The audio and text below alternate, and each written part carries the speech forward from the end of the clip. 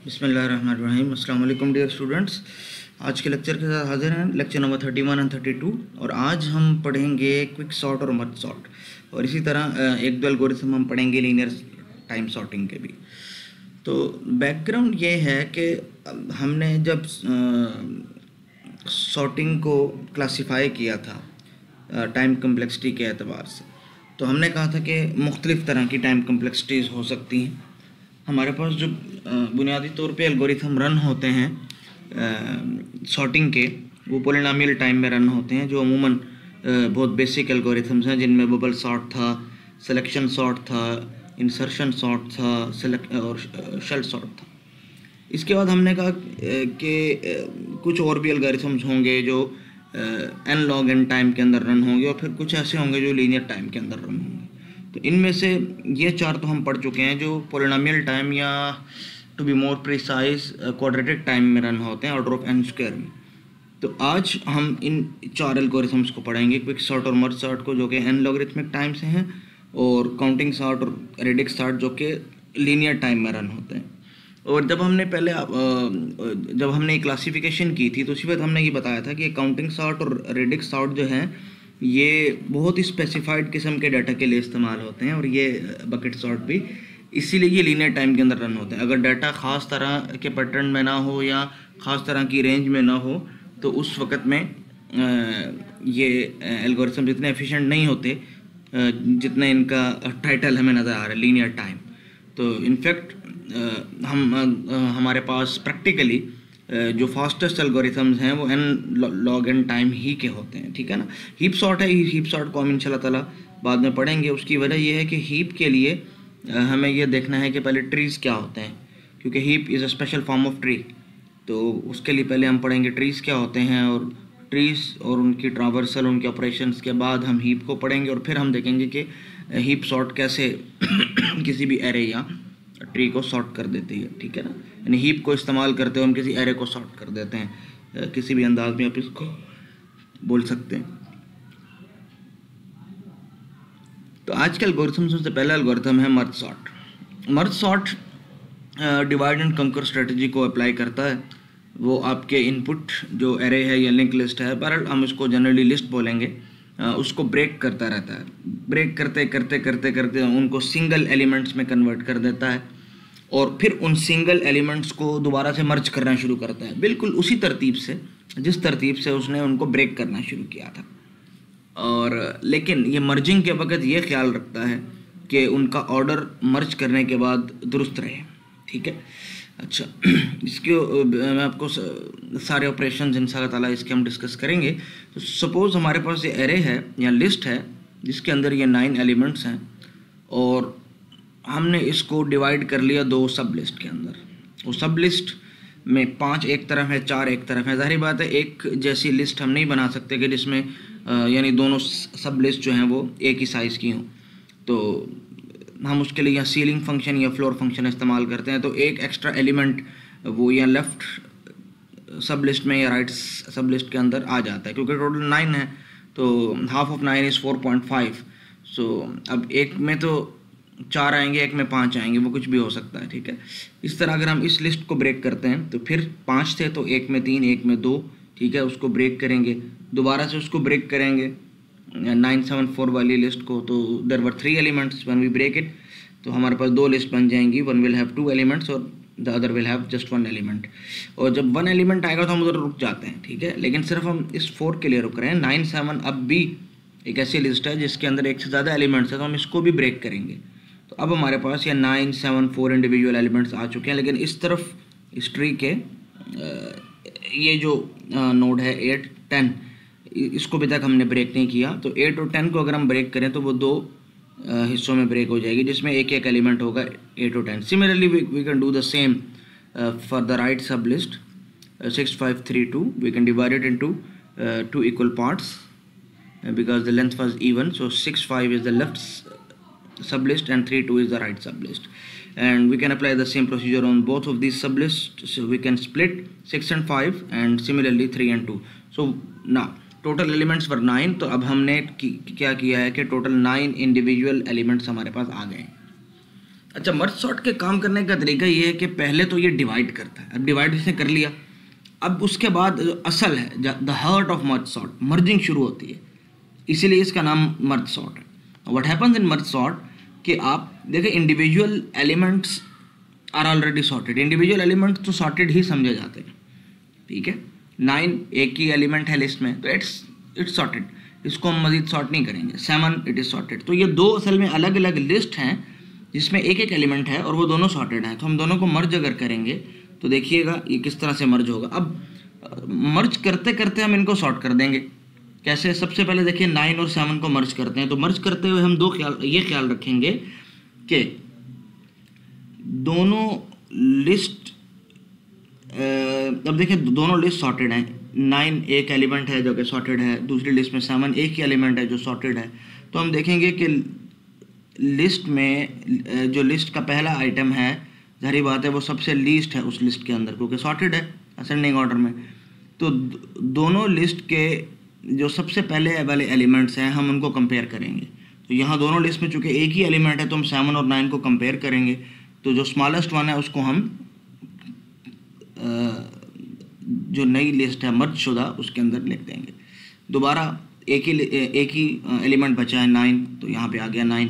अब यहाँ पे देखिए हमारे पास कितनी सब लिस्ट है, 7, 9 और 4।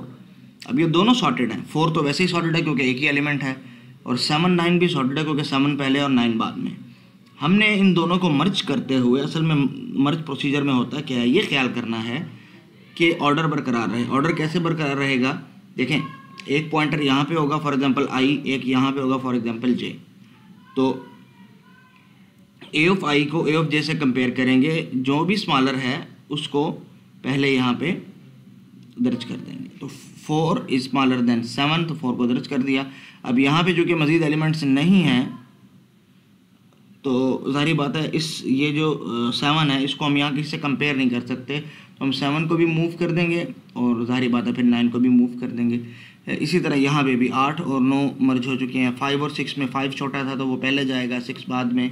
3 और 2 में 2 वॉज स्मॉलर 3 वॉज ग्रेटर, तो इसीलिए 2 पहले आएगा 3 बाद में आएगा। अब हमारे पास ये 4 सब लिस्ट है। ये जो 2 सब लिस्ट है हमारे पास, इसमें फिर देखिए 4 को कंपेयर करेंगे 8 से, क्योंकि जाहिर बात है पहले को कंपेयर करना है। तो 4 और 8 कौन सा स्मॉलर है? 4 विल बी शिफ्टेड। अब 7 और 8 कौन सा स्मॉलर है? 7, ठीक है। 8 और 9 कौन सा स्मॉलर है? 8। 9 और 10, 9 और 10 एक ही अकेला है तो वैसे ही लिख देंगे। दूसरी सब लिस्ट को देखिएगा कि we will compare 2 with 5, 2 is smaller, we will shift it up, and then 3 with 5, 3 is smaller, we will shift it up, 5 and 6, so there is no element in the right sublist to be compared, so we will move both of these 5 and 6।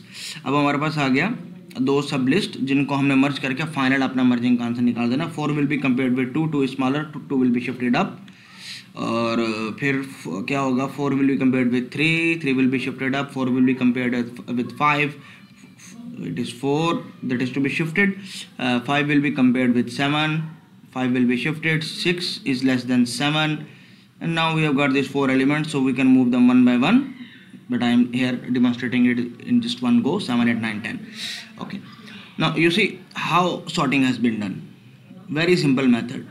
Just divide them into a list of one element, and then you will join them in the same way you divided them. But while joining them, while merging them, you have to take care that the new or the merge list will be sorted, ठीक है। And how it will be sorted, I have explained to you all the mechanism, कि आप दोनों के पहले element को compare करेंगे, जो सा स्मॉलर होगा उसको ऊपर मूव कर देंगे, ठीक है। Very easy. So merge sort is a sorting technique based on divide and कंकर टेक्निक, ठीक है ना। और हमने पहले लेक्चर के अंदर अपना पढ़ा था कि एल्गोरिथम्स किस तरह के हो सकते हैं, उसमें एक था डिवाइड एंड कंकर, ठीक है ना। And merge sort first divides the array into equal halves and then combines them in a sorted manner, and for this purpose we use the merge procedure, and this merge procedure is in fact the heart of merge sort. All the sorting is in fact done by this merge procedure. So what is this merge procedure? It is its algorithm, और बड़ा simple सा algorithm है।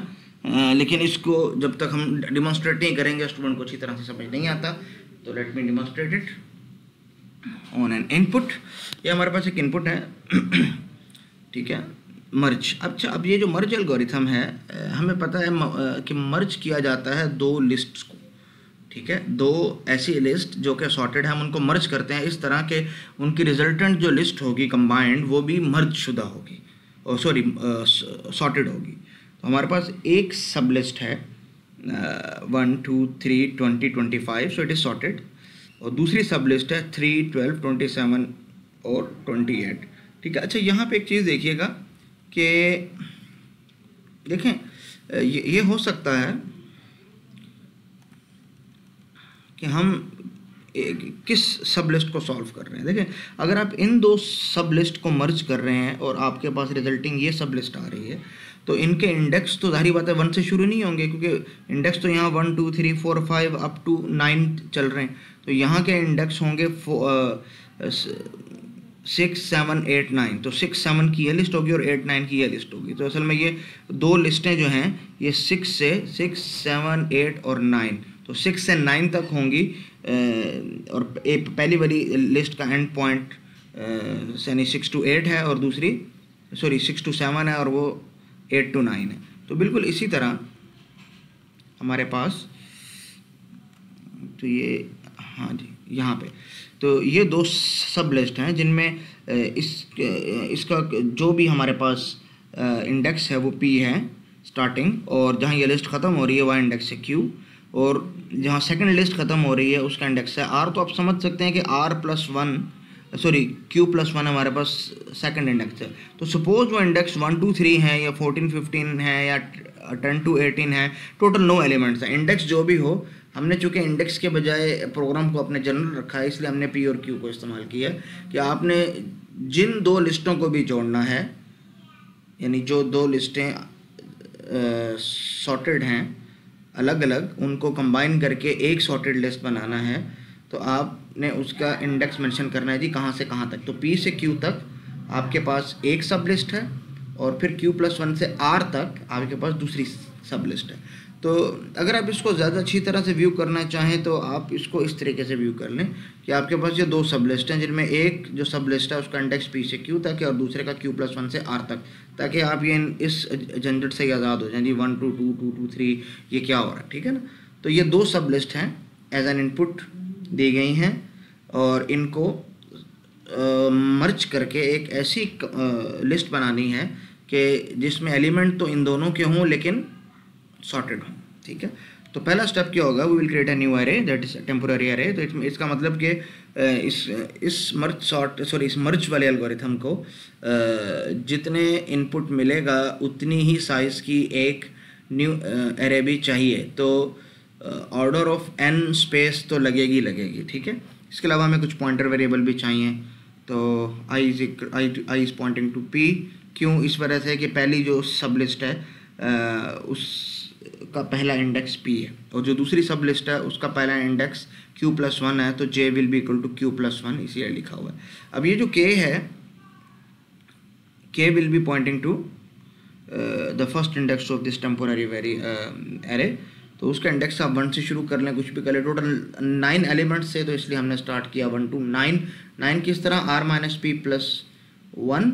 तो वैसे आप गिन के भी इनको 9 बता सकते हैं, लेकिन 18 - 10 इट्स 8 + 1 9। तो आप उस तरीके से भी एक टू बी मोर जनरल, क्योंकि हम एल्गो इस तरह बनाते हैं, एल्गो हम इस तरह लिखते हैं कि वो जनरल रहे, वो हर तरह के इनपुट के लिए काम कर सके। नाउ अब हमारे पास 4 कंडीशन था। जो पहली 2 कंडीशन है ये चेक कर रही हैं कि ये i इंक्रीमेंट होता कहीं लिमिट से बाहर तो नहीं निकल गया, और दूसरी कंडीशन ये चेक कर रही है कि ये j इंक्रीमेंट होता कहीं लिमिट से बाहर तो नहीं निकल गया, ठीक है। और तीसरी कंडीशन ये चेक कर रही है कि इन दोनों में से यहाँ के i वाले इंडेक्स पे जो वैल्यू है और यहाँ जो j वाले इंडेक्स पे वैल्यू है, स्मॉलर वैल्यू कौन सी है, ताकि उसी को हम टेम्पोररी एरे के अंदर मूव कर सकें, ठीक है। और चौथी कंडीशन ये है कि अगर ए ऑफ आई ए ऑफ जे से स्मॉलर नहीं है, तो जाहिर बात है ए ऑफ जे ए ऑफ आई से स्मॉलर होगा, तो हम दूसरी एरे से वैल्यू लेके टेम्पोररी वेरिएबल के एरे के अंदर पुट कर देंगे। अब I is greater then Q, नहीं जी अभी तो बिल्कुल स्टार्ट है, तो ये लिमिट से बाहर कैसे निकलेगा, ये नहीं हो सकता जी। तो else if J is greater than R, अभी तो जे की भी शुरुआत है जी, ये भी इतना बड़ा नहीं हुआ कि अपने हाथ से बाहर निकल जाए। तो अब अल्टीमेटली आखिरी दो में से कुछ होगा, यानी या तो ए ऑफ आई ए ऑफ जे से स्मॉल होगा या ग्रेटर होगा, ठीक है। तो इधर 1 will be less than equal to 3 और इट विल बी ग्रेटर, यानी यही ऐसे ही होता है कंपैरिजन।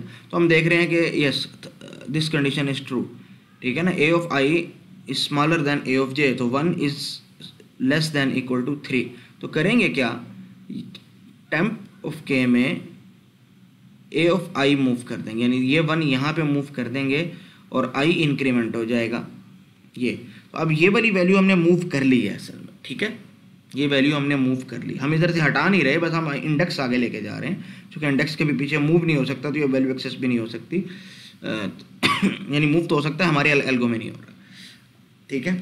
अब लूप की अगली इटरेशन के लिए के की वैल्यू भी इंक्रीमेंट हो जाएगी और दोबारा से ये कंडीशन चेक करेंगे। देखें आई इंक्रीमेंट हुआ है, लेकिन अभी इतना इंक्रीमेंट नहीं हुआ कि लिमिट से बाहर चला जाए, इसी तरह जे भी अभी इतना इंक्रीमेंट नहीं हुआ, तो अभी हमें इसका मतलब तीसरी और चौथी कंडीशन को देखना है, उन्हीं में से कुछ चलेगा। तो तीसरी कंडीशन ये थी कि ऊपर वाली जो सब लिस्ट है उसका जो करंट वैल्यू है एरे की, जिसको भी हम प्रोसेस कर रहे हैं, जिसको आई इंडेक्स पॉइंट कर रहा है, और इधर वाले जे को हमने कंपेयर करना था, 2 इज़ लेस दैन 3, इसका मतलब इस 2 को मूव करेंगे, आई को इंक्रीमेंट कर देंगे, तो ये 2 भी मूव हो गया, ठीक है। अगली इटरेशन पे के भी इंक्रीमेंट हो जाएगा, आई अभी तक अपनी लिमिट से नहीं निकला, जे भी लिमिट से नहीं निकला, अब इनको इकट्ठे देख रहे हैं हम, ठीक है। 9 विल बी कंपेयर्ड विथ 3, तो अब तीसरी कंडीशन के बजाय चौथी कंडीशन चलेगी, क्योंकि 9 is not less than equal to 3, so it means it will go to the else portion। तो else temp of k is equal to a of j plus plus। तो अब ये जो temp of k means यहाँ पे a of j means 3 आ जाएगा और फिर j इंक्रीमेंट हो जाएगा, क्योंकि प्लस प्लस भी है, ठीक है। ये k की अगली इटरेशन पे k इंक्रीमेंट हो जाएगा, अब भी k लिमिट के अंदर है, क्योंकि k को 1 2 तो टोटल साइज है r माइनस पी प्लस 1 9 तक जाना है। तो i is greater than equal to q, not limit से बाहर निकला, j भी लिमिट से बाहर नहीं है, ठीक है।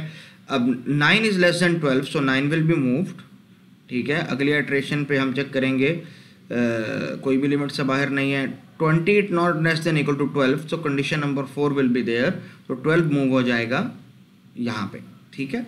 अच्छा अगली इटरेशन पे के इंक्रीमेंट हो गया, कि अभी भी लिमिट में है, तो 20 is less then 27, third condition, ठीक है जी, दोबारा क्या इंक्रीमेंट हो रहा है, और अब चेक करेंगे 25 इज़ अगेन लेस देन 27, तो थर्ड कंडीशन। अब देखें आई इंक्रीमेंट होके लिमिट से बाहर निकल गया, तो इसका मतलब पहली दो कंडीशन में से किसी को एग्जीक्यूट करने का मौके अब हमारे पास आ जाएगा, ठीक है। अब के इंक्रीमेंट हुआ, अब देखें आई इज़ ग्रेटर देन के, अगर if I is greater then Q means I limit से बाहर हो गया, इसका मतलब ये लिस्ट खत्म हो गई।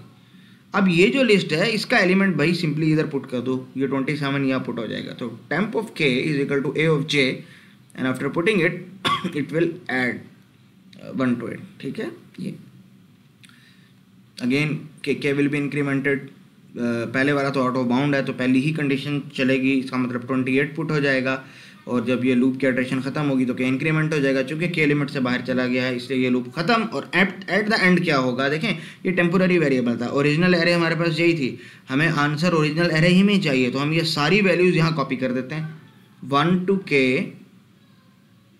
जो हमारे पास वैल्यू हैं, 1 to k से मुराद जो साइज़ है टोटल, के तो वैसे इंक्रीमेंट हो चुका है, लेकिन यहाँ 1 to k से मुराद जो टोटल साइज़ है, ये हम कहाँ पे मूव करेंगे, फ्रॉम P to R, ठीक है।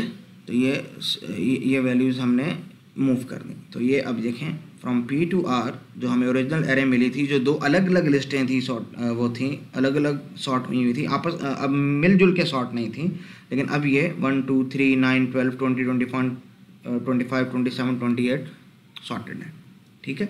ये तो है मर्ज प्रोसीजर, ये तो हमने कहा कि दो लिस्टों को मर्ज कैसे करना है, तो हम पहले इसका एनालिसिस कर लें आगे जाने से पहले।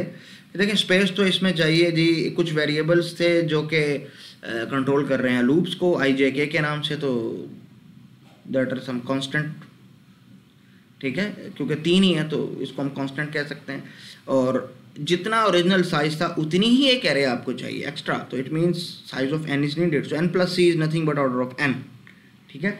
And as far as time complexity is concerned, तो देखें i इज इक्वल टू पी, j is equal to k plus 1, some arithmetic, some assignments, and at the end अच्छा ये हो गया कांस्टेंट टाइम ऑपरेशंस हैं। और फिर क्या हो रहा है, k is equal to 1 to n, तो ये क्या चीज़ है 1 to n, असल में ये n ऑपरेशंस हैं टोटल, यानी ये लूप n टाइम रन होगा और हर दफ़ा क्या करेगा, कुछ कंपैरिजन्स और इंक्रीमेंट्स और एरे एक्सेसेस हैं तो कांस्टेंट है, तो c into N it will be n into C और c इंटू एन। ये दरमियान वाला n है, ये असल में लास्ट के लिए copy temp 1 to k to a p to r, तो असल में p to r हमारे पास टोटल n एलिमेंट्स हैं, तो n एलिमेंट्स को n एलिमेंट यानी n एलिमेंट्स की एरे को n एलिमेंट्स की एरे में जो है वो मूव करना, तो एक सिंपल लूप चाहिए, तो that will take order of n, ठीक है। तो टोटल टाइम कम्प्लेक्सिटी हमारे पास आ जाएगी ऑर्डर ऑफ n, क्योंकि हायर ऑर्डर टर्म जो है वो n है, ठीक है। तो इट इज़ वेरी सिंपल। तो मर्ज प्रोसीजर हमारे पास ऑर्डर ऑफ n जो है उसके अंदर हमें 2 लिस्ट को मर्ज करके देता है। अब हम देखेंगे इसकी वर्किंग और फिर मैं आपको बताऊंगा कि ये डिवाइड एंड कंकर कहाँ पे इस्तेमाल हो रहा है। देखें ओरिजिनल आपकी एरे ये है, आपने उसको डिवाइड किया 2 सब लिस्ट में, ठीक है। फिर जो लेफ़्ट सब लिस्ट थी आपने उसको किया डिवाइड, ठीक है। जब तक लिस्ट में 2 एलिमेंट्स हैं हम उसको डिवाइड करते रहेंगे, जब लिस्ट में 1 एलिमेंट हो जाएगा तो हम कुछ नहीं करेंगे। तो 9, 7, 4 को मज़ीद हम तोड़ेंगे। अब 9, 7 को तो हम तोड़ देंगे लेकिन 4 को हम नहीं तोड़ सकते क्योंकि 4 तो पहले से ही 1 एलिमेंट है। 8 और 10 इसको भी हम तोड़ेंगे। 6, 5, 3, 2 we will split it, it will become 6, 5 and 3, 2 and then we will again split 6, 5, it will become it will be split into 2 lists and each list will contain just only 1 element, 6 and 5, and the same will happen for this 3, 2, ठीक है ना। तो अब हमारे पास 1, 2, 3, 4, 5, 6, 7, 8, 9 elements अलग अलग से आ चुके हैं। अब ये तो था डिवाइड एंड कंकर। अब हम बात करते हैं मर्ज सॉर्ट की। फिर हम ये देखेंगे कि इस डिवाइडिंग के बाद वो असल में मर्ज ऑपरेशन हुआ कैसे। मर्ज सॉर्ट का एल्गोरिथम क्या करता है, कहता है कि if p is less than r means lower limit is less than the upper limit, इसका मतलब कम से कम 2 एलिमेंट्स हों। Because if p will be equal to r, इसका मतलब एक ही एलिमेंट है, तो अगर एक एलिमेंट होगा तो इनमें से कुछ भी नहीं होगा, बस यही इस कंपैरिजन के बाद सब खत्म, ठीक है, just only this one comparison. और अगर 2 एलिमेंट्स हैं तो करेगा क्या, मिड पॉइंट कैलकुलेट करेगा, approximate mid point. For example 9 elements हैं तो 9 divide by 2, p plus r will give you about the total elements approximately। तो ये हो गया 9 divide by 2 that will become 4। तो अब उसको सीलिंग या फ्लोर कुछ भी कंसिडर कर लें, तो q विल बी इधर 4 और 5, तो बल जो भी हो। तो मर्ज सॉर्ट कॉल होगा पहले तो, अब देखें यहाँ पे आप कर रहे हैं स्प्लिट, आधी लिस्ट पे अलग और बाकी आधी लिस्ट पे अलग। वो स्प्लिटिंग जो पिक्चर में थी वो असल में आप यहाँ पे कर रहे हैं कि आप को पूरी लिस्ट के ऊपर मर्ज सॉर्ट का ऑपरेशन परफॉर्म करना था, लेकिन आपने मिड पॉइंट कैलकुलेट करके ये किया। मिड पॉइंट को आपने क्यू का नाम दिया कि p से q तक एक लिस्ट है और q से q प्लस 1 से r तक दूसरी लिस्ट है, ठीक है। और यही काम करते जाना है, यानी ब्रेक करते जाना है जब तक लिस्ट में एक एलिमेंट नहीं आ जाता। और जब इन दोनों का रिजल्ट मिल जाएगा तो आपने मर्ज कर देना है p to r, यानी इन ये जो दोनों सब लिस्ट थी इनको आपने मर्ज कर देना है जिनका मिड पॉइंट ये q था, ठीक है। तो अब हम देखते हैं ये काम कैसे करेगा। देखिए स्प्लिटिंग आपने कर ली, ठीक है। तो हम बिल्कुल बेसिक से शुरू करते हैं। ओरिजिनल एरे हमारे पास इन 9 एलिमेंट्स की, तो हमने 1 to 9 फॉर एग्जांपल इंडेक्स हमारे पास 1 to 9 है, या एरे के एलिमेंट्स की पोजीशन 1 to 9। तो हमने मर्ज सॉर्ट कॉल किया 1 to 9 पे। तो मर्ज सॉर्ट असल में देखिए काम क्या कर रहा है, मर्ज सॉर्ट 2 दफ़ा मर्ज सॉर्ट को कॉल कर रहा है और उनके जब रिजल्ट आएगा तो उनको मर्ज कर रहा है, बस। अब देखिए मर्ज सॉर्ट हमने कॉल किया 1 to 9, इसने कॉल करना है पहले मर्ज सॉर्ट 1 to 5, क्योंकि इसको पता है कि q इक्वल टू 5 ये मिड पॉइंट, और फिर जो इसका रिज़ल्ट आएगा उसके बाद इसने इस राइट वाली लिस्ट पे कॉल करना है मर्ज फ्रॉम 6 to 9। लेकिन जब तक इसका रिज़ल्ट नहीं आएगा ये सारी बात है यहाँ पे नहीं जाएगा। तो मर्ज 1 to 5 इसका मिड पॉइंट मिलेगा 3, तो ये कॉल करेगा मर्ज सॉर्ट 1 to 3, और 1 to 3 का मिड पॉइंट मिलेगा 2, तो ये कॉल करेगा मर्ज सॉर्ट 1 to 2। 1 to 2 अभी भी चूँकि 2 एलिमेंट्स हैं तो ये कॉल करेगा मर्ज सॉर्ट 1 of 1। अब चूँकि ये एक ही एलिमेंट है, ये कुछ भी नहीं करेगा क्योंकि वो सिर्फ एक कंपैरिजन के बाद यानी मज़ीद रिकर्सिव कॉल नहीं होंगी, ठीक है। तो अब जब एक फंक्शन रिटर्न हो गया तो एक मर्ज सॉर्ट के बाद दूसरा मर्ज सॉर्ट कॉल हो रहा था, यानी लेफ़्ट के बाद राइट लिस्ट पे कॉल हो रहा, तो इसकी राइट लिस्ट क्या है मर्ज सॉर्ट 2 to 2, क्योंकि 2 ही एलिमेंट्स है तो 1 to 1 पे एक दफ़ा कॉल हुआ, 2 to 2 पे एक दफ़ा। तो चूँकि इन ये दो मज़ीद स्प्लिट नहीं होते तो इंडिविजुअल एलिमेंट्स वैसे ही सॉर्टेड कंसिडर होते हैं, तो इनको ऐड कर लिया जाएगा। अब जब इनको ऐड कर लिया जाएगा तो हमें पता है मर्ज प्रोसीजर 2 लिस्टों को ऐड करने के बाद मर्ज करने के बाद सॉर्टेड बना देता है, ठीक है। अब ये तो हो गया यहाँ तक का काम। अब हमारे पास ये लिस्ट बाकी है जिस पे हमने अभी मर्ज सॉर्ट कॉल नहीं किया, क्योंकि अभी इसकी जो लेफ़्ट सब लिस्ट थी उस की जो पहली यानी देखिए मर्ज सॉर्ट 1 to 3 जब हमने कॉल किया तो मर्ज सॉर्ट की बॉडी के अंदर 2 मर्ज सॉर्ट कॉल हो रहे हैं और उसके बाद मर्ज हो रहे हैं, लेकिन जब तक पहले का रिजल्ट नहीं आएगा दूसरा मर्ज सॉर्ट कॉल नहीं हो सकता।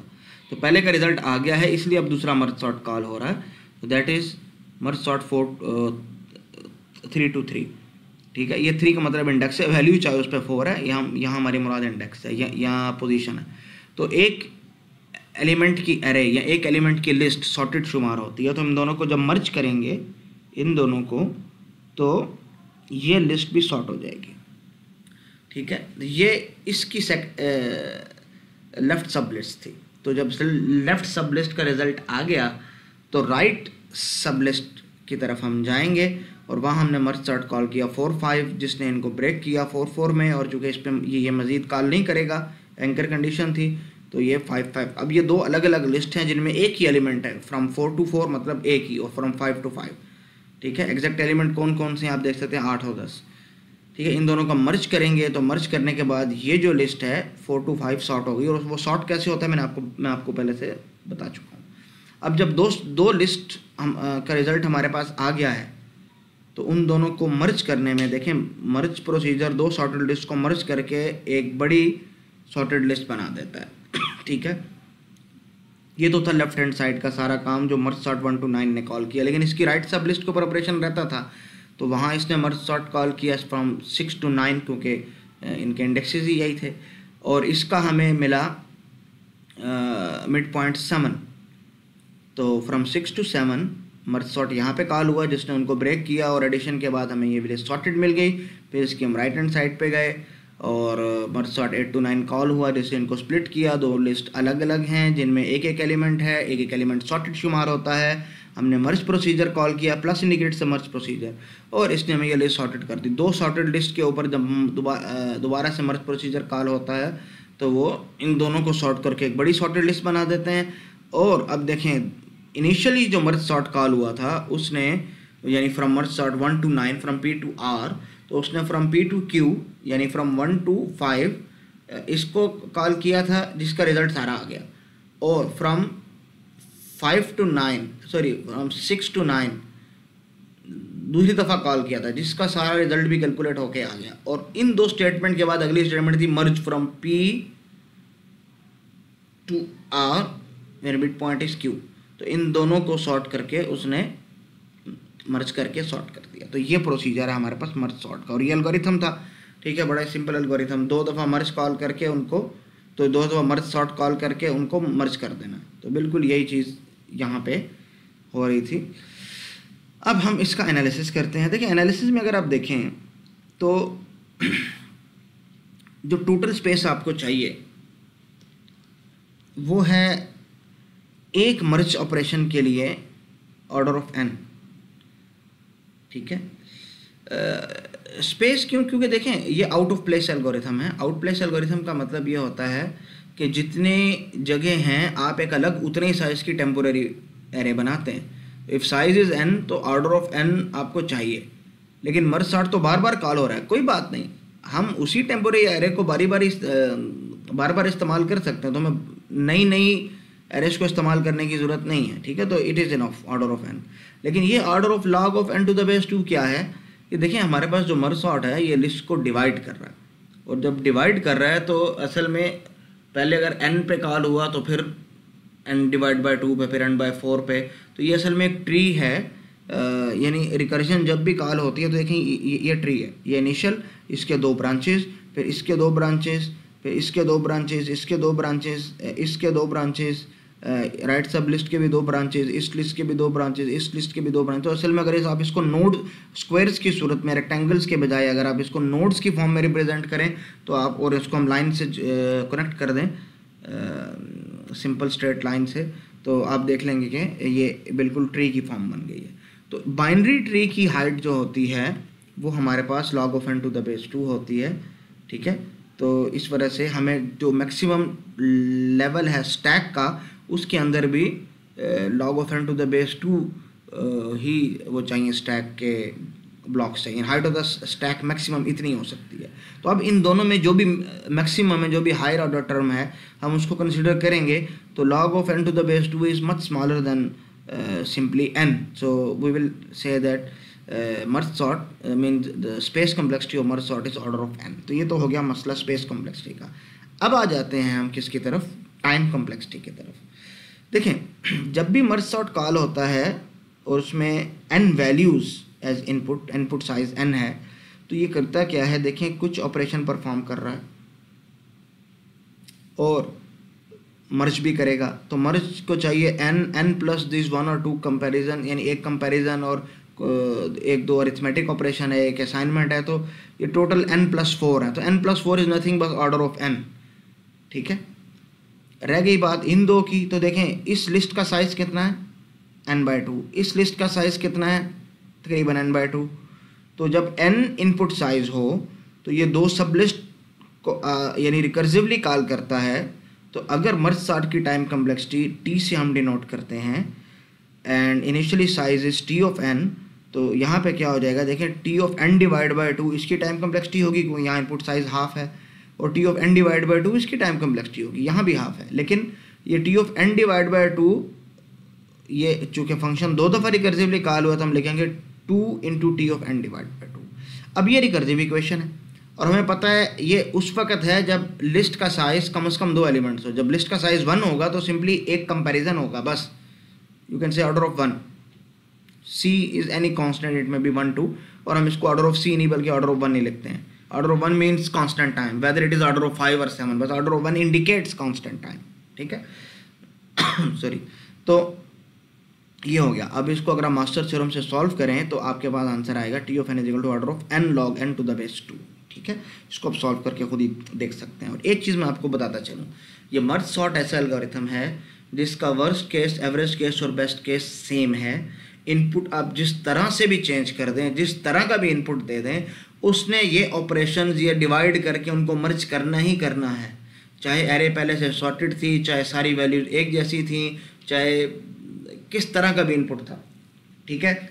इसकी कॉम्प्लेक्सिटी हमेशा n log n ही रहेगी, एवरेज केस में भी, वर्स्ट केस में भी और बेस्ट केस में भी। तो ये जो आसान हो गया आप लोगों के लिए याद करना। अब हम आ जाते हैं अपने आज के अगले एल्गोरिथम की तरफ, और वो है क्विकसॉर्ट। तो quicksort is also based on divide and conquer technique. इसमें भी बिल्कुल हम डिवाइड करेंगे, लेकिन इसकी डिवाइडिंग स्ट्रेटेजी बिल्कुल चेंज होगी। क्यों?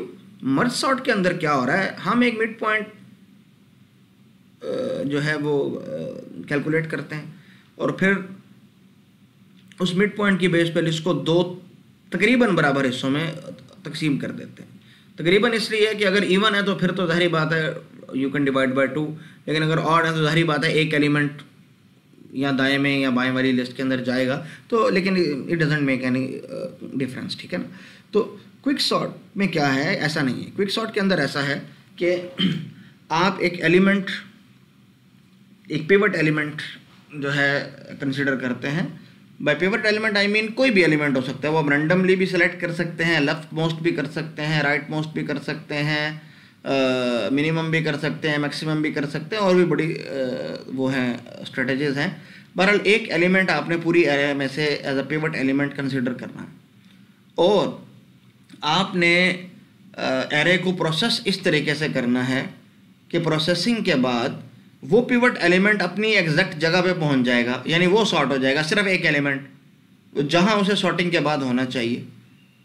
अब होगा क्या कि उसके लेफ्ट साइड पे सारे वो नंबर्स होंगे जो उससे छोटे हैं, वो आपस में ऑर्डर में नहीं होंगे लेकिन इससे सब छोटे होंगे, और राइट साइड वाली हिस्से में वो सारे एलिमेंट्स होंगे जो इससे बड़े हैं, वो आपस में सॉर्टेड नहीं होंगे लेकिन इससे बड़े होंगे। तो ये तो अपनी पोजीशन पे पहुंच चुका है क्योंकि इसके बाएं तरफ सब इससे छोटे और दाएं तरफ सब इससे बड़े हैं। वो आपस में उल्टी पुल्टी तरतीब में हो सकते हैं, अनसॉर्टेड हो सकते हैं, लेकिन ये पहुंच चुका है। अब चूंकि ये सॉर्ट हो चुका है तो इसको छोड़ के जो बाकी लेफ्ट और राइट अनसॉर्टेड सब लिस्ट बन चुकी हैं, आप उनके ऊपर दोबारा से यही ऑपरेशन परफॉर्म करोगे।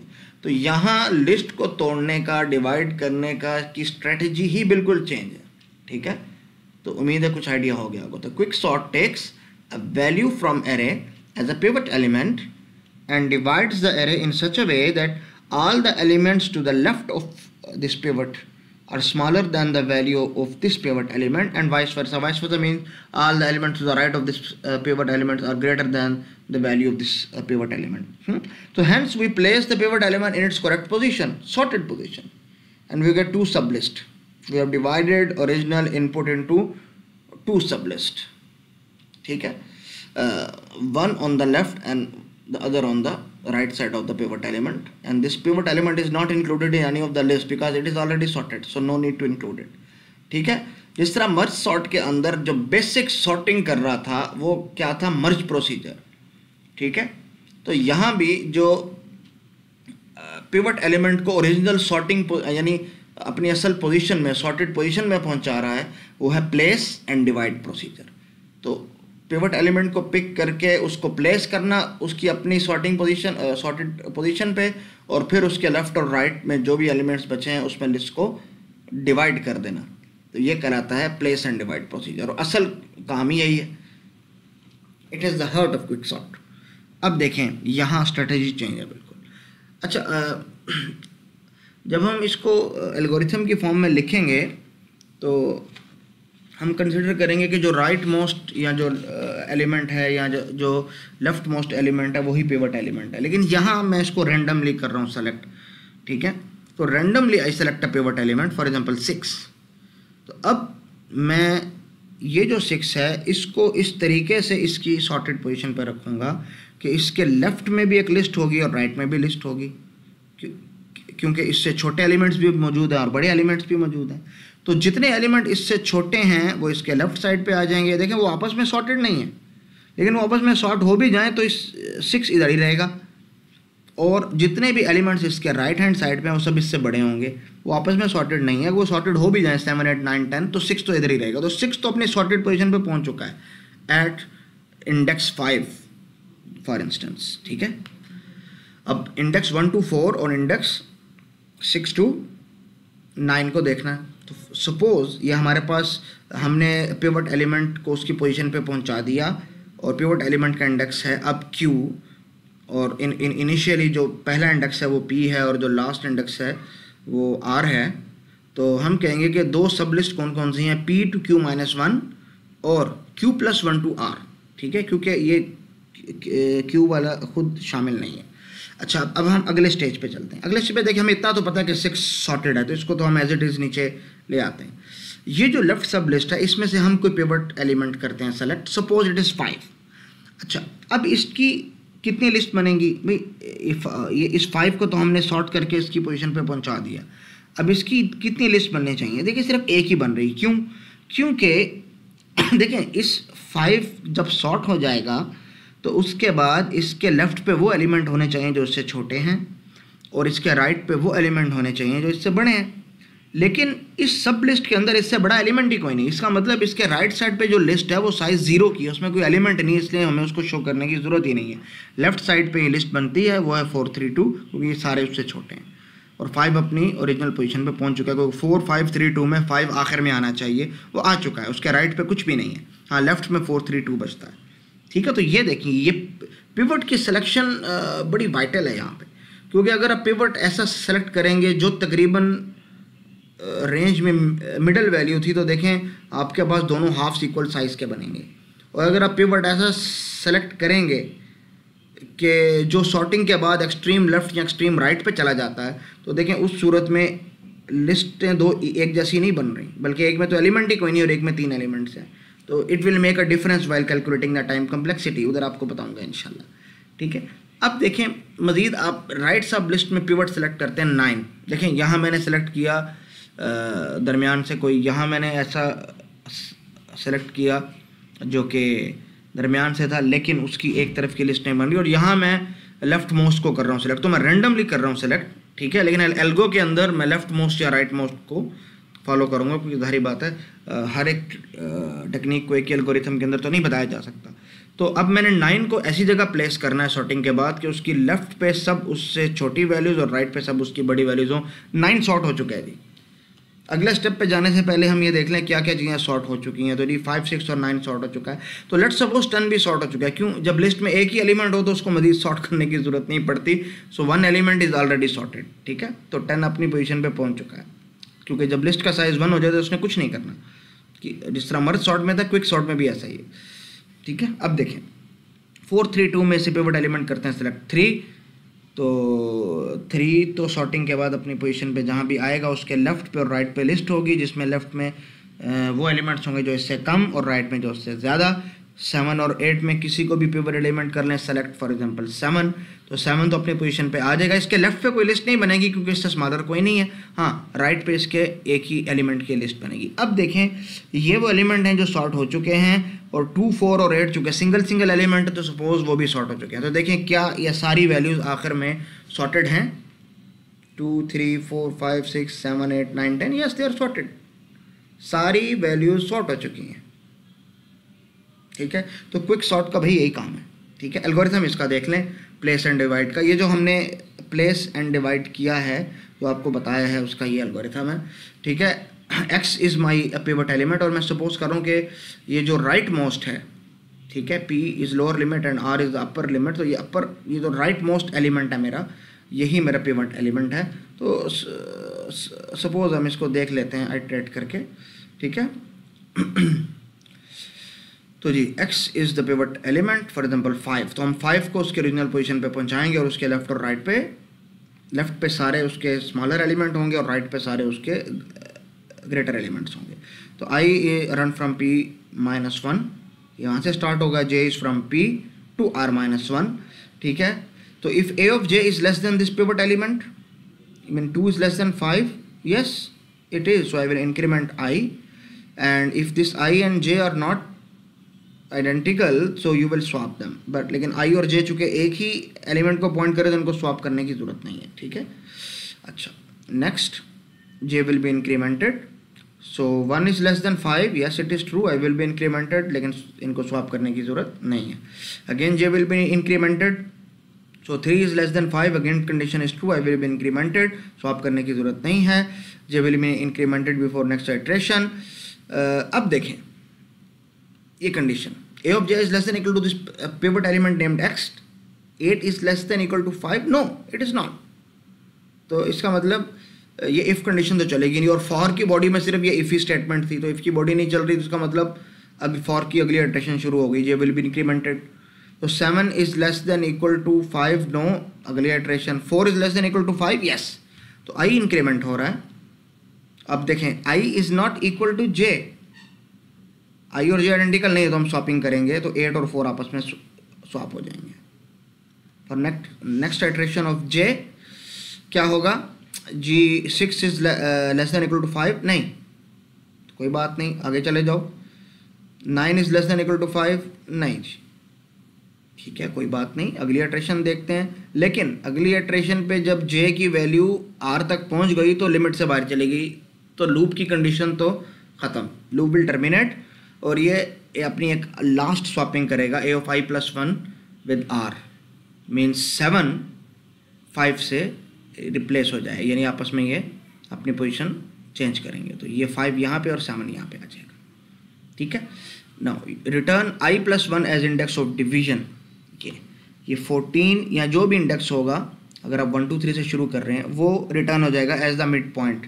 मिड पॉइंट का मतलब ये एलिमेंट हो चुका है, तो इससे पहले लेफ्ट साइड पे एक सब लिस्ट समझ लो और राइट साइड पे दूसरी सब लिस्ट समझ लो। राइट साइड पे सारे एलिमेंट्स 5 से बड़े हैं, लेफ्ट साइड पे सारे एलिमेंट 5 से छोटे हैं, लेकिन इनमें आपस में तरतीब होना ज़रूरी नहीं है, हमने पहले बात की थी। लेकिन 5 अपनी जगह पे पहुंच चुका है। ये तो है सिंपल प्लेस एंड डिवाइड। अब हम इसको इस्तेमाल करते हैं। देखिए, जब ओरिजिनल लिस्ट के ऊपर हमने प्लेस एंड डिवाइड इस्तेमाल किया तो उसने हमें वो पॉइंट बता दिया जिस पॉइंट पे पिवट एलिमेंट सॉर्टिंग के बाद पहुंच चुका है। तो इसको हम इंक्लूड नहीं कर रहे। ओरिजिनल इंडेक्स थे from P to R, Q is in between this P and R। तो एक लिस्ट है हमारी P से Q-1 तक और एक है Q+1 से R तक, और ये एल्गो हमारा काम करेगा। ये इस तरह आप इसको समझ लें, ठीक है। From P to R index थे हमारे पास, P हमारे पास ये P नहीं है, ये Q है। यहाँ पे छोटी सी गलती हो गई, इट्स Q।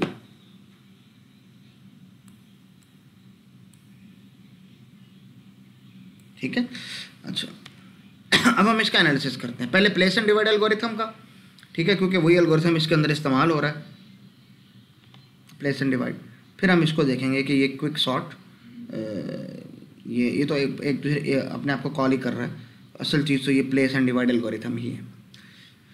अच्छा, अब इसकी स्पेस कम्प्लेक्सिटी अगर आप देखें तो हमारे पास कुछ एक हमें चाहिए ये वेरिएबल, एक ये वेरिएबल, 2 एक 3, और बस ये 3 वेरिएबल ही चाहिए हमें, और कुछ नहीं चाहिए। अगर आप ज़्यादा कंसिडर करें तो ये P और Q 5 हो सकते हैं। तो these are some constant variables, ठीक है। तो कांस्टेंट स्पेस चाहिए हमें, जिसको हम ऑर्डर ऑफ 1 कहते हैं। Order of C, order of 1, order of 5, it is same. So order of 1 कहते हैं, it just indicates constant space, बस।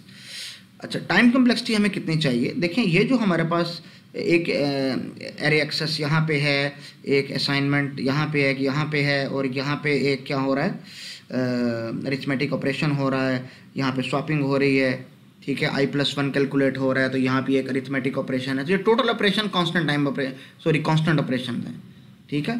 तो ये C हो गया।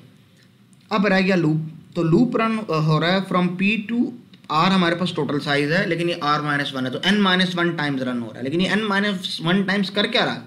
सम कांस्टेंट ऑपरेशंस, कुछ कंपैरिजन हैं, 1-2 कंपैरिजन हैं, कुछ अरिथमेटिक ऑपरेशंस हैं, और बस कुछ असाइनमेंट्स हैं, ठीक है। तो ये n-1 टाइम्स, यानी ये जो वर्क है हमारे पास, असल में जो कंप्यूटेशनल स्टेप्स हैं वो कांस्टेंट है, और n-1 टाइम्स वो कांस्टेंट ऑपरेशन परफॉर्म हो रहे हैं। तो इसको अगर आप सॉल्व करें तो it will be nothing other than order of n।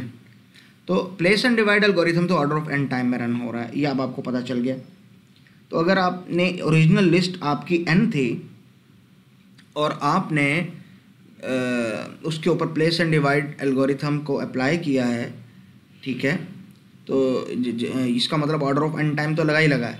लेकिन अब आगे क्या हो रहा है, सेम यही प्रोसीजर 2 दफ़ा कॉल हो रहा है।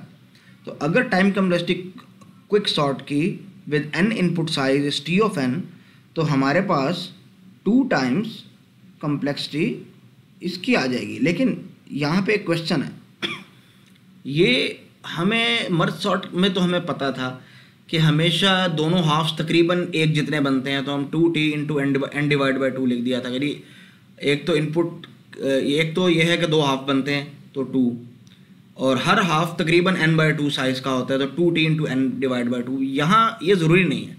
यहाँ आइडियली बेस्ट केस में ये है कि आपने जो यानी आपने जो पिवट एलिमेंट सेलेक्ट किया है, वो सॉर्टिंग के बाद उसके लेफ्ट पे जितने एलिमेंट्स हैं, राइट पे भी उतने ही एलिमेंट्स हों, ठीक है। स्पेस कम्प्लेक्सिटी को भी अब छोड़ दें, अभी इसको आ जाए कि उसके लेफ्ट में जितने एलिमेंट हैं, राइट में भी उतने ही एलिमेंट हैं, और हमेशा यही हो रहा है। तो हमारे पास लेफ़्ट और राइट में एलिमेंट सेम है, तो तकरीबन आधे आधे एलिमेंट्स आ रहे हैं, तो n डिवाइड बाई 2 एलिमेंट्स इस क्विक सॉर्ट ऑपरेशन को चाहिए और n डिवाइड बाई 2 इसको चाहिए, तो ये बन जाएगा 2 into n divide by 2 plus order of n इसका, और ये +1 ऑपरेशन है तो n + 1 इज़ n, तो हमें उस +1 को लिखने की ज़रूरत नहीं है। और जब भी whenever this condition is false, इसका मतलब कि p = r, तो p = r का मतलब ये है कि लिस्ट का साइज 1 हो चुका है, तो उसमें बस ये एक कंपैरिजन ही होगा बस, और कुछ भी नहीं होगा, तो ऑर्डर ऑफ 1। ठीक है, तो इसको सॉल्व करेंगे तो order of n log n, तो ये हमारे पास आ रहा है, लेकिन किस में, बेस्ट केस में। ठीक है, कि हम आइडियली ये समझ रहे हैं कि हमारा पिवट एलिमेंट जो हम सेलेक्ट कर रहे हैं ये हमेशा मिडल में फॉल कर रहा है और ये लिस्ट को 2 बराबर हिस्सों में तकसीम कर रहा है, तो इसका मतलब ये बाइनरी ट्री सा बन रहा है, और बाइनरी ट्री की हाइट चूँकि log n होती है, तो और वैसे इसको कुछ एक्स्ट्रा एलिमेंट कुछ ज़्यादा चाहिए नहीं थे, तो log of n to the base 2 is greater then order of 1, तो इसका मतलब space complexity log of n to the base 2, क्योंकि स्टैक का साइज उतना ही होगा जितना ट्री की हाइट होगी, तो ट्री की हाइट हमारे पास चूँकि बाइनरी ट्री में log of n है, तो बिल्कुल उसकी तरह यहाँ भी ट्री की height log of n to the base 2 है, तो ये स्पेस कम्प्लेक्सिटी का मसला तो हल हो गया। लेकिन वर्स्ट केस में क्या होगा, क्योंकि देखिए हमेशा ऐसा नहीं होता, मैंने इसलिए वहाँ पे रैंडम वैल्यूज इसलिए ली थी और मुख्तलिफ तरह के सिनेरियो इसलिए डिस्कस किए थे कि वर्स्ट केस में हो सकता है कि हमेशा आप जो एलिमेंट सेलेक्ट कर रहे हैं वो या एक्सट्रीम लेफ्ट पे जाए या एक्सट्रीम राइट पे जाए, तो इसका मतलब उसकी तो एक ही लिस्ट बनेगी, 2 लिस्टें बनेगी नहीं, लिस्ट उसकी एक ही बनेगी, और उसका साइज़ कितना होगा, जो दूसरी लिस्ट है, यानी एक लिस्ट तो बनी नहीं, उसका साइज़ 0 है। ठीक है, और जो दूसरी लिस्ट है उसका साइज़ कितना होगा, n-1, क्यों, एक एलिमेंट तो सॉर्ट हो चुका है, उसको इंक्लूड नहीं कर रहे, एक तरफ लिस्ट बनी नहीं, छोड़ दें, दूसरी तरफ n-1 का साइज होगा, तो t of n will be equal to t of n-1। ठीक है, तो ये, और इस सूरत में ट्री की हाइट कितनी हो जाएगी, देखिए t of n कॉल करेगा t of n-1 को, वो n-2, n-3, n-4 up to n, तो ये ट्री की हाइट भी n हो जाएगी। तो वर्स्ट केस के अंदर जब ट्री की हाइट हमारे पास n हो जाएगी, तो इसका मतलब अब ट्री स्टैक का साइज भी n होगा, अबाउट n। ठीक है, तो ये ऑर्डर ऑफ n हमें स्पेस कम्प्लेक्सिटी चाहिए, और टाइम कम्प्लेक्सिटी चूँकि हमने कहा कि t of n = t of n-1, ठीक है, ये है ऑर्डर ऑफ n। इसकी फॉर एग्जांपल आ रही है साइज 0 है, जब साइज 0 है तो t of 0 इज़ नथिंग, क्योंकि एक तरफ की लिस्ट ही नहीं है, दूसरी तरफ की लिस्ट है t of n-1, तो अगर आप इसको बैक सब्स्टिट्यूशन से सॉल्व करें तो you will see it is nothing other than order of n², तो यहाँ ये बहुत स्लो काम कर रहा है। ठीक है, बहरहाल इसका एवरेज केस भी ऑर्डर ऑफ n² ही है, याद रखिएगा। ठीक है ना, लेकिन आप कह सकते हैं कि it's average case is in between n log n and n²।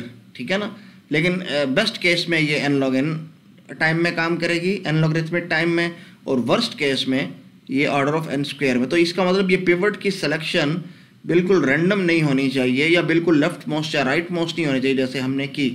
अगर हम ऐसा करेंगे तो most probably it will not run in n log n time.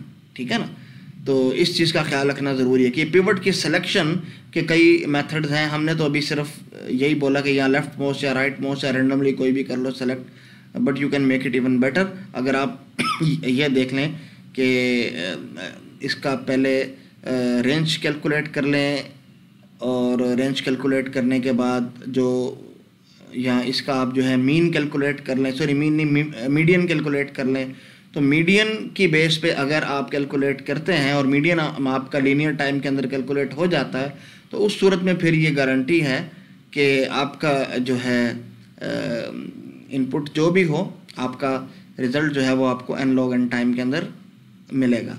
अच्छा, ये तो एक बात थी। दूसरी बात,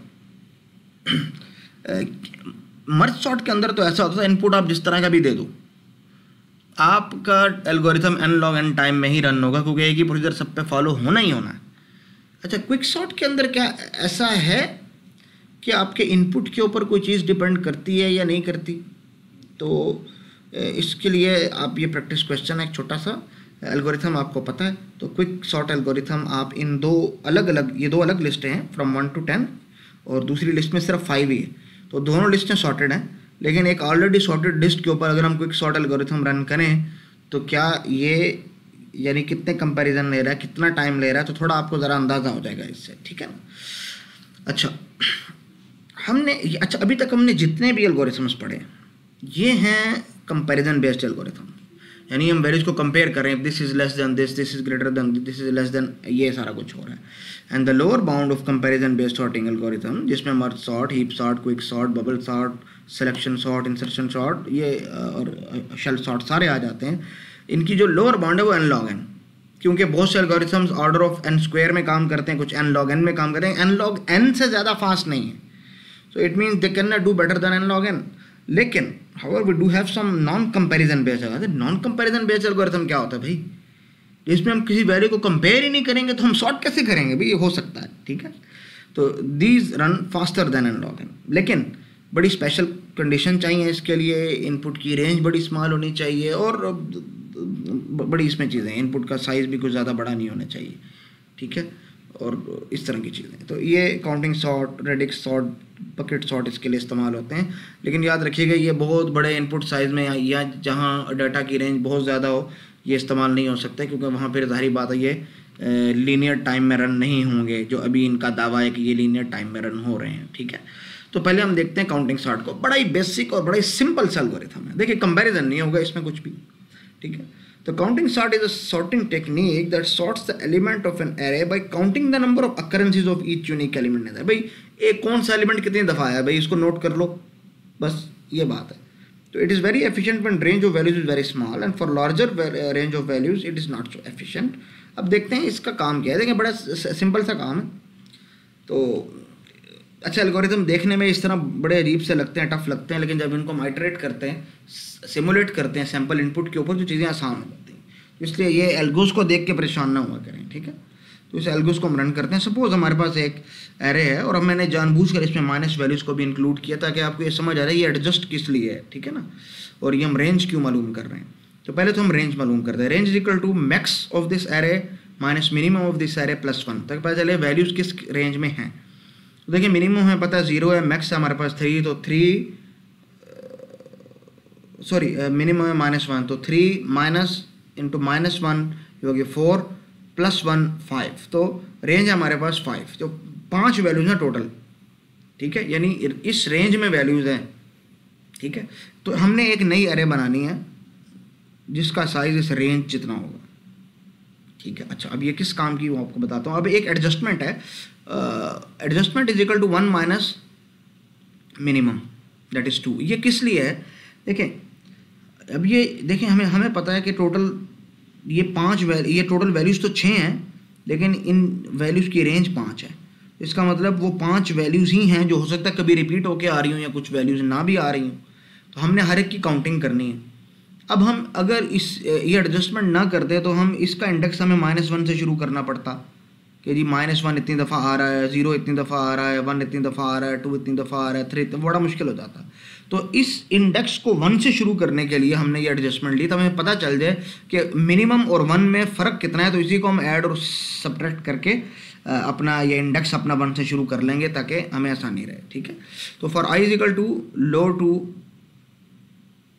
लेफ़्ट टू राइट, ठीक है। यहाँ असल में थोड़ी गलती हो गई, यहाँ lower bound to upper bound लिखना था, तो यहाँ L to R लिख दिया, ये L to U लिखना था, ठीक है। बड़ी इतनी मिस्टेक चलती है। तो अब करना क्या है, देखें temp of A of I plus adjust. So what is A of I? It is 1, so 1 plus adjust is 2 plus plus, ठीक है। सॉरी 1 प्लस 2 इज 3, तो टेम्प ऑफ 3 प्लस प्लस, तो हमने बढ़ा दिया। इसका मतलब कि रेंज में जो तीसरा एलिमेंट है वो एक दफ़ा आ गया भाई। ये ऐसा ही है बिल्कुल जिस तरह आपने अगर स्टेटिस्टिक्स में देखा हो, तो आप जब एंट्री कर रहे होते हैं फ्रीक्वेंसी डिस्ट्रीब्यूशन में, तो आप टेली बार मेथड इस्तेमाल करते हैं। तो अगर आप वैल्यूज़ को स्कैन करते हैं 24, हाँ किस रेंज में है, इस ग्रुप में है, लो जी एक टेली बार लगा दिया, ये अगली वैल्यू 25, ये इस ग्रुप में एक और लगा दिया टेली बार। तो आप असल में काउंटिंग कर रहे होते हैं, तो ये भी बिल्कुल वही काउंटिंग है, ठीक है। अच्छा अब आई विल बी इंक्रीमेंटेड तो a of i is 0 plus 2, तो टेम्प ऑफ 2 प्लस प्लस, ठीक है, टेम्प ऑफ 2 में एक वैल्यू का इजाफा हो गया। अब आगे देखें, a of i is 3, so 3 plus 2 is 5, so temp of 5 will be incremented। दोबारा -1 है, तो a of i is -1 plus 2, that becomes 1 plus plus ये। तो देखें आखिरी -1 जो लोएस्ट वैल्यू थी ये फर्स्ट इंडेक्स पे आ रही है, ये एडजस्ट हमने असल में इसीलिए इस्तेमाल किया था, ठीक है, इसका और कोई मकसद नहीं। अगर आपके पास सिर्फ पॉजिटिव वैल्यूज़ हों तो आपको एडजस्ट की ज़रूरत ही नहीं पड़ेगी, ठीक है ना।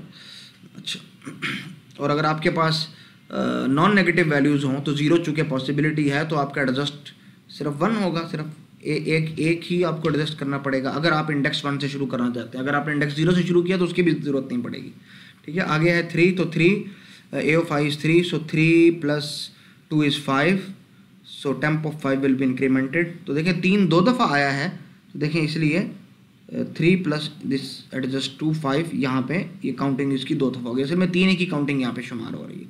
और एट दैन 2 की काउंटिंग, तो 2 + 2 इज़ 4, तो ये असल में हमने काउंट कर लिया सबको।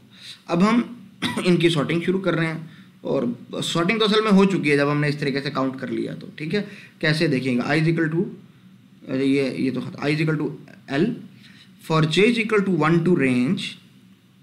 अब करना क्या है, j equal to 1 to range, अभी j की वैल्यू 1 है, ठीक है। अब देखो करना क्या है, देखो ये जो वैल्यू है j की, जो jth इंडेक्स के ऊपर है, इंडेक्स तो 1 है, वैल्यू क्या है 1, तो इसका मतलब ये जो भी वैल्यू थी ये एक दफ़ा आई है। तो इनर लूप देखें, for k is equal to 1 to temp j means for 1 to 1, ये एक दफ़ा ही चलेगा। और करेगा क्या, j में से ये एडजस्ट माइनस करेगा, means 1 minus 2 is -1 and this -1 will be assigned to a of i, और i इंक्रीमेंट हो जाएगा। देखिए -1 वैल्यू हमारे पास आ गई। अब आगे j इंक्रीमेंट होगा, तो j टेम्प ऑफ j में चूँकि 1 है तो ये लूप एक दफ़ा चलेगा, और एक दफ़ा चलने का मतलब ये है कि इसका इंडेक्स है 2 minus this adjust 2 0, it will be assign to a of i, जो पहले से 0 था, ठीक है, अपनी सॉर्टेड पोजीशन के ऊपर था। अब आपके पास दोबारा से j इंक्रीमेंट हुआ, और अब j टेम्प ऑफ j की वैल्यू है 1, तो अंदर वाला लूप सिर्फ एक दफ़ा चलेगा, ठीक है। तो इसका मतलब कि ये एक दफ़ा क्या करेगा, a ऑफ i में j minus adjust mean 3 - 2 1 put कर देगा, ठीक है। अब दोबारा से हमने किया तो उसने 2 पुट कर दिया, और अब देखिए एट द एंड हमारे पास जब j की वैल्यू 5 आ गई, यानी रेंज पे पहुंच गया, तो for k is equal to 1 to temp of j।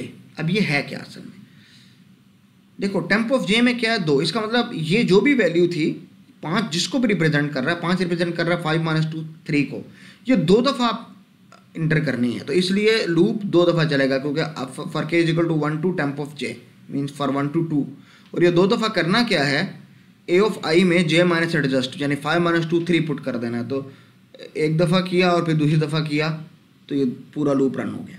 अब देखें ओरिजिनल जो वैल्यूज़ थी वही वैल्यूज़ अब यहाँ पे हैं, और आपकी सॉर्टिंग हो चुकी है, ठीक है, ये वैल्यूज सॉर्ट हो चुकी है। देखिए बड़ा सिंपल सा मैकेनिज्म था काउंटिंग सॉर्ट का, ठीक है, कोई मुश्किल मैकेनिज्म नहीं था, ये वैल्यूज सॉर्टेड है इंक्रीजिंग ऑर्डर में।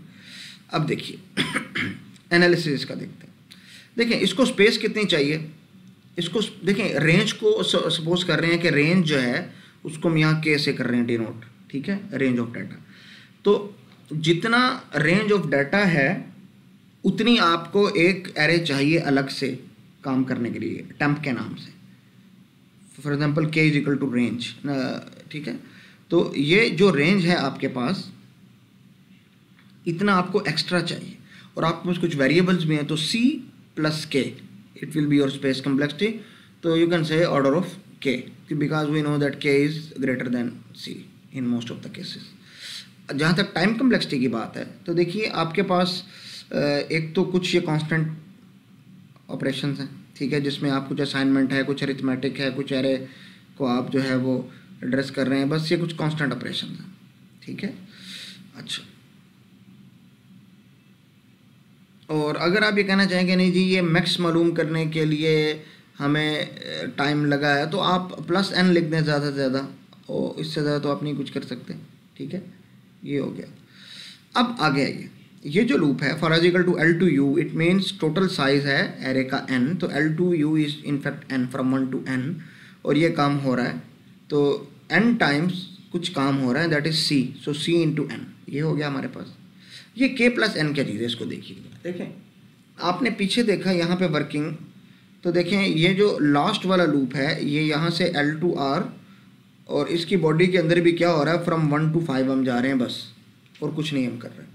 तो इसका मतलब टोटल जो असल में काम हो रहा है दैट इज़ सम c और वट एवर इट इज़, ये k प्लस n टाइम्स हो रहा है, ठीक है, क्योंकि n ओरिजिनल एरे का साइज़ है, हम पूरा उसको हमने ट्रावर्स किया, और k हमारे पास साइज़ है उस टेम्पोररी एरे का, ठीक है। तो असल में total time complexity k plus n है। तो कभी कभी n ग्रेटर होता है, कभी k ग्रेटर होता है, ठीक है, क्योंकि अगर रेंज कम है, जिस तरह यहाँ पे टोटल एरे का साइज था 6 लेकिन रेंज थी 5 एलिमेंट्स, तो इसलिए हम इसको ऑर्डर ऑफ n कह सकते हैं। लेकिन कभी कभी ऐसा हो सकता है कि एक वैल्यू 1 है, एक 1000 है, तो वैल्यूज़ 2 हैं लेकिन रेंज कितनी है 1000, तो k जो है की वैल्यू ज़्यादा हो सकती है।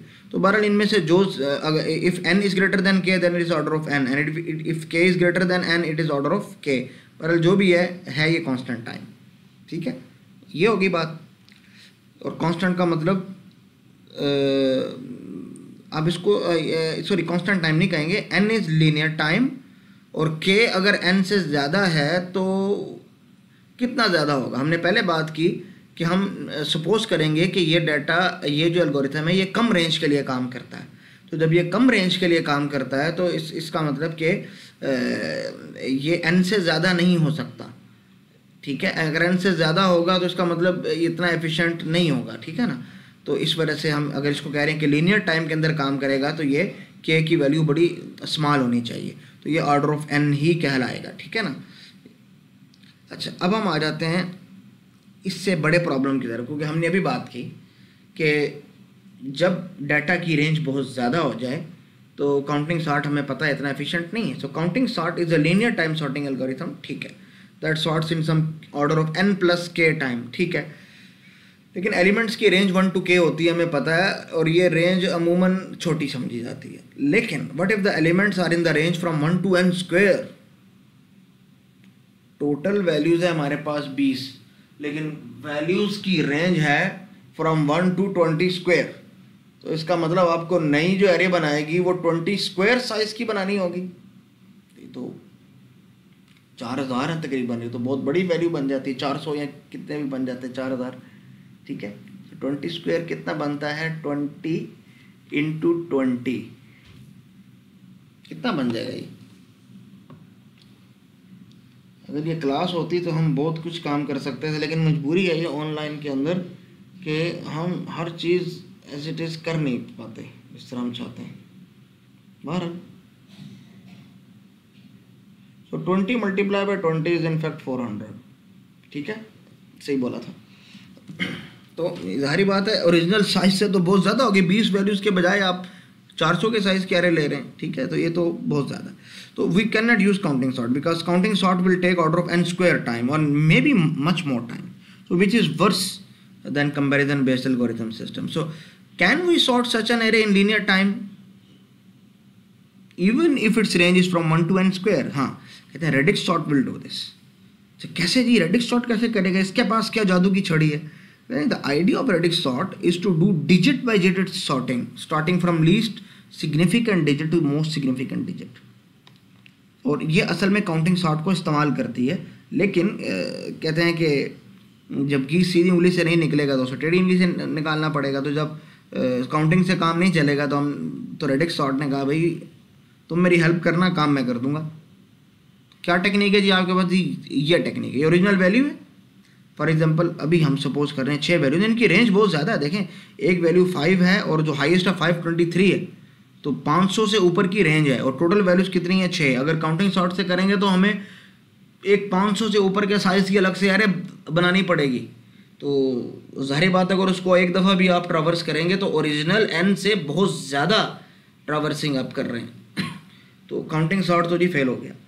उसने कहा जी कोई मसला नहीं, वैल्यूज़ 6 की 6 ही रहेंगी, आप टेंशन ना लें, ठीक है, आपकी रेंज 10 से ज़्यादा नहीं रहेगी। क्यों? पहले इस तरह करो, इन सब वैल्यूज़ को जो यूनिट प्लेस पे वैल्यू है, देखिए यूनिट प्लेस पे जो डिजिट है वो 0 से 9 तक हो सकता है, तो आपकी रेंज है सिर्फ 10। तो इन 10 के हिसाब से काउंटिंग सॉर्ट इस पे चला दिया, तो 2 2 3 3 3 5 जो इस हिसाब से तो हो गए। अब इसके बाद जो 10th प्लेस पे था डिजिट, उस पे काउंटिंग सॉर्ट चला दो with respect to this digit. तो रेंज आपके पास फ्रॉम 0 to 9 है, टोटल 10 डिजिट्स की रेंज है आपके पास बस। तो आपने इसके ऊपर इसको चला दिया, तो फ्रॉम 0 to 9 आपके पास ये दरमियान वाली चीज़ें भी एडजस्ट हो गई, ठीक है। अब एक आखिरी पास करना है जिसमें जो मोस्ट सिग्निफिकेंट डिजिट है उसके ऊपर भी सिर्फ इन रेंज है 0 से 10 तक, इसके ऊपर काउंटिंग सॉर्ट कहते हैं। चला दो, आपने चला दी, वैल्यूज आपकी सॉर्ट हो गई। रेंज कितनी ज़्यादा थी, रेडिक्स सॉर्ट ने एक ऐसा आइडिया पेश किया कि काउंटिंग सॉर्ट की मदद से काम ही हो गया। तो बहुत इजी चीज़ है ये, इसका एल्गो भी बहुत आसान है, ठीक है। क्या भाई एक नई,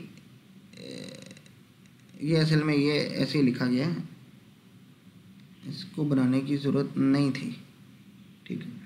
तो असल में इस की ज़रूरत तो पड़ती है लेकिन मैंने अभी उसको इंक्लूड नहीं किया। तो for d is equal to least significant digit to most significant digits यानी फ्रॉम 10th, यानी पहले ये करेगा द यूनिट प्लेस, फिर 10th प्लेस, फिर 100 प्लेस और फिर इस तरह 1000 प्लेस। तो काउंटिंग सॉर्ट अप्लाई कर देना with respect to this digit, तो आसान हो गया बिल्कुल, ठीक है। अब इसके लिए हमें टाइम स्पेस कम्प्लेक्सिटी कितनी चाहिए, कहते हैं जी देखें जो आपके पास काउंटिंग सॉर्ट है ना, इसको चाहिए होता है रेंज के मुताबिक, जो इसकी रेंज होती है के उतनी स्पेस चाहिए होती है। हमने कहा जी स्पेस हम कर देते हैं प्रोवाइड, जो रेंज है ना, मतलब तो रेंज है फॉर एग्जांपल 10 वैल्यूज़ की रेंज है, हमें पता है 10 से ज़्यादा एक प्लेस पे 0 से 9 यही आ सकते हैं डिजिट, ठीक है। और कुछ आपको इंडेक्सिंग के लिए चाहिए होगा तो 10 + c that is some constant space, ये तो मसला ही हल हो गया। टाइम का मसला बताएं, आपने कहा जी देखें काउंटिंग सॉर्ट आप इस पर चला रहे हैं, तो काउंटिंग सॉर्ट के ऑर्डर ऑफ n + k, हाँ जी बिल्कुल है, लेकिन काउंटिंग सॉर्ट आपने चलाया कितनी दफ़ा है जी, 1 2 3, क्यों डिजिट 3 थे, अगर 4 होते तो 4 दफ़ा हम चलाते। तो जितने डिजिट हैं तो digit multiply by order of n + k, और यहाँ आपको पता है k = 10, तो वो 10 अब इतनी छोटी वैल्यू है कि उसको लिखने की ज़रूरत नहीं है। रेंज ज़्यादा हो तो हम उसको मेंशन कर सकते हैं, तो it is in fact order of n multiply by d, so order of n × d। और यहाँ तो आपको पता है कि डिजिट भी बहुत कम है, सिर्फ 3 डिजिट हैं या 4, अब अमूमन इससे ज़्यादा इतने ज़्यादा इस्तेमाल नहीं होते। तो अगर 4 या 5 या 6 या 7 जितने भी हों डिजिट हों तो दैट इज़ सम कांस्टेंट, ठीक है। तो ये ऑर्डर ऑफ n टाइम में, लीनियर टाइम के अंदर ये रन हो जाता है, बड़ी आसानी से आपका सारा काम कर देता है। तो ये तो आसान हो गया। तो रेडिक्स सॉर्ट मुश्किल नहीं है, काउंटिंग सॉर्ट आता हो तो ये सारा जो है खुद ही हो जाता है, ठीक है। अच्छा, आज के लेक्चर में हमने पढ़े हैं, देखो भाई 4 एल्गोरिथम्स, 2 एनालॉग n टाइम के और 2 लीनियर टाइम के। लेकिन हमें पता है कि उनकी लीनियर टाइम वालों की भाई ख़ास तरह का डाटा चाहते हैं, कुछ रेंज में चाहते हैं, रेंज ज़्यादा भी हो तो फिर भी वो चाहते हैं ऐसा डाटा हो जिसके हम डिजिट्स को जो है वो देख सकें और इस तरह की चीज़ें। तो ये सारी चीज़ें आपको जहन में रखनी ज़रूरी हैं। प्रैक्टिकली बड़े डाटा के ऊपर ये रेडिक्स सॉर्ट वगैरह या काउंटिंग सॉर्ट इतना इस्तेमाल नहीं हो रहा होता है, ठीक है। बाकी हर एक की अपनी अपनी एप्लीकेशंस हैं और इंटरनेट के ऊपर आप इनको सर्च कर सकते हैं। हमारे पास कोर्स में चूँकि टाइम बहुत शॉर्ट है और लेक्चर भी थोड़े रह गए हैं तो हम हर चीज़ को डिस्कस नहीं कर पाएंगे, ठीक है ना। तो उम्मीद है आप खुद से भी कुछ थोड़ा सा एक्सप्लोर करेंगे, इस सेमेस्टर में नहीं तो इस सेमेस्टर के एग्ज़ाम देने के बाद आपको खुद थोड़ी सी तलब होगी कि आप जानना चाहेंगे कि भाई इस सॉर्टिंग एल्गोरिथम के अलावा और कौन से एल्गोरिथम हैं, जो कि एक पूरी लिस्ट है, ये सिर्फ 7-8 एल्गोरिथम्स नहीं है, ये कोई सैकड़ों एल्गोरिथम्स हैं, अगर आप इसको सर्च करें तो आपको मिल जाएंगे इंशाल्लाह ताला, ठीक है। और हर एक के बारे में आप पढ़ सकते हैं ताकि आपका जो बेस है वो स्ट्रांग हो जाए एल्गोरिथम्स के ऊपर और उनके एनालिसिस के ऊपर, ठीक है ना। तो अगले लेक्चर में इंशाल्लाह ताला मिलते हैं। अल्लाह हाफ़िज़।